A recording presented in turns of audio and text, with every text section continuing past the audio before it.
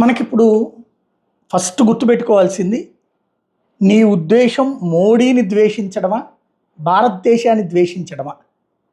అదొక డిసైడ్ చేసేసుకోండి. No doubt మంచిది, అది రైటా రాంగా అన్నటువంటి.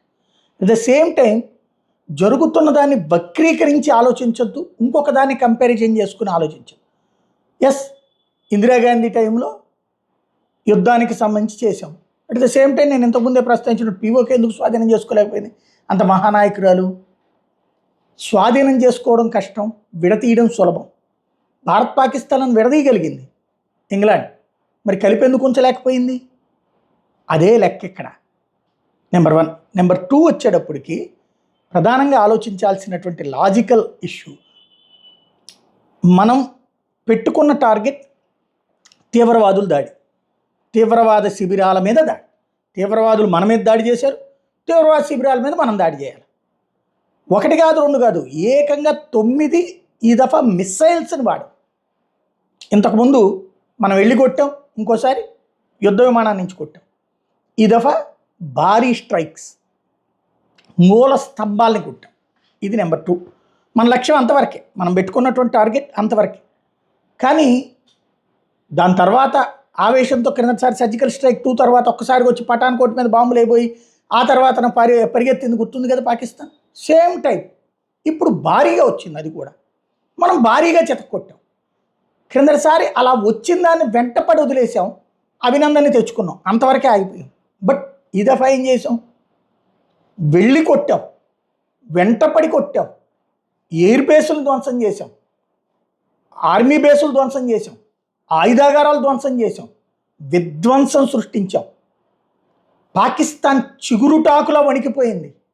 ఈ వణుకు ఏ స్థాయిలో ఉందంటే అమెరికా దగ్గరికి పరిగెత్తుకెళ్లాల్సి వచ్చింది.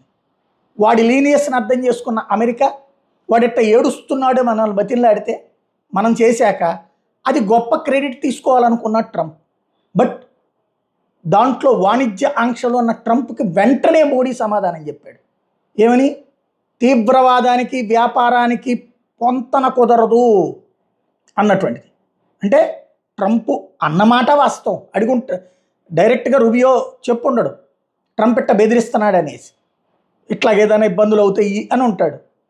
అయితే తప్పే ఉందంట, తీవ్రవాద దేశాల కోసం అని చెప్పేసి, వాణిజ్యం కోసం తీవ్రవాద దేశాలని నెత్తిని పెట్టుకునే అలవాటు మాకు లేదు అని చెప్పేసి ట్రంప్, ఇది నరేంద్ర మోడీ తెగించి చెప్పేశాడు.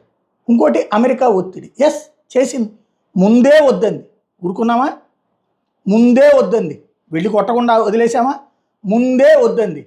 బాంబులు వేయకుండా వదిలేసామా? మిస్సైల్ వేయకుండా వదిలేసామా? అన్నీ చేసాం. అంటే క్లియర్ ఇక్కడ పిక్చర్. ఇప్పుడు గుర్తుపెట్టుకోవాల్సిందల్లా, ఖచ్చితంగా పాకిస్తాన్కి దమ్ము ధైర్యం ఉంటే రావాలా. ఎందుకు అంటే ఆపింది వాళ్ళు, ఆగింది వాళ్ళు, మనం కాదు. ఇది గుర్తుపెట్టుకోవాలా. మనం పూర్తి స్థాయి యుద్ధం అని ప్రకటించలా. వాడు భారత్ అంతు చూస్తానని వచ్చాడు. చివరికి అన్ని విమానాలు దెబ్బతిని అంత సర్వనాశనం అయ్యి విజయోత్సవాలు చేసుకున్న వెర్రినాగన్న వాడైతే, మన దగ్గరేమో ఏదో ఓడిపోయినోడు, లేకపోతే భర్త పోయినప్పుడు భార్య ఫీల్ అయినట్టు మనం మాట్లాడటం ఏంటంటే, మనం ఓవర్ ఎక్స్పెక్టేషన్ పెట్టేసుకున్నాం. మన ఎక్స్పెక్టేషన్కి అనుగుణంగా మోడీ పీఓకే తీసుకురాలేదు కాబట్టి, అంటే దానికి ఉంటుంది ఒక టైం, ఓ స్పాట్, ఓ ప్లాన్. అంతేగాని ఉంది కదా ఏది ఊళ్ళో పడి ఆంబోతులాగా మీద పడిపోకూడదు. ఇప్పుడు ఒక్క అపజయం ఎదురకుండా కొట్టాం మనం, ఒక్క అపజయం ఎదుర్కోకుండా. వాళ్ళు పూర్తి అపజయంతో విజయోత్సవాలు చేసుకుంటున్నారు. మనం పూర్తి విజయంతో ఆవేదనాభరితమైనటువంటి మాటలు మాట్లాడుకునే కర్మ పట్టింది. ఇక్కడ మనం గుర్తుపెట్టుకోవాల్సింది, భవిష్యత్తు అయినా సరే ఇట్లాంటి మెంటాలిటీతో అయితే కనుక ఏం చేయలేడు, ఎవ్వడేం చేయలేడు. స్పష్టత కావాలి, నిఖార్సైనటువంటిది ఉండాలి. వదిలేయి నువ్వు నాయకత్వానికి. రుచి చూపించి వదిలిపెట్టింది. భారతదేశ చరిత్రలో వరుసగా 3 సార్లు ఒక ప్రధానమంత్రి ఎవడన్నా కొట్టాడు ఎట్లాగా?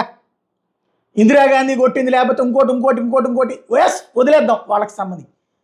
3 సార్లు పాకిస్తాన్ని, నెహ్రూ టైంలో ఒకసారి అయితే, లాల్ బహదూర్ శాస్త్రి టైంలో ఒకసారి అయితే, ఇందిరాగాంధీ టైంలో ఒకసారి అయితే, అటల్ బిహారీ వాజ్పేయి టైంలో ఒకసారి అయితే, ఇప్పుడు 3 సార్లు కొడితే 3 సార్లలో 30 తిప్పలు పడింది ఎవరు? పాకిస్తాన్ కదా.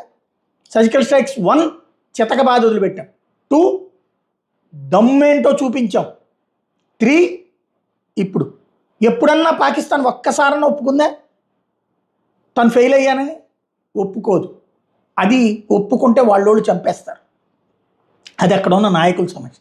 మనం గుర్తుపెట్టుకోవాల్సింది ఎంత చెయ్యాలో అంత చేస్తున్నాం. లేదు అట్లా చాలదు మాకు, అట్లాగా అంటే కూడా మన రాహుల్ గాంధీ గారు ప్రధానమంత్రిగా వచ్చి చక్కగా ఉగ్రవాదుల దాడులు జరుగుతుంటే ఎక్కడ జరగవు, ఇవన్నీ సహజం అనేటువంటి స్టేట్మెంట్లే సంతోషం అంటే ఎవరిష్టం వాళ్ళది.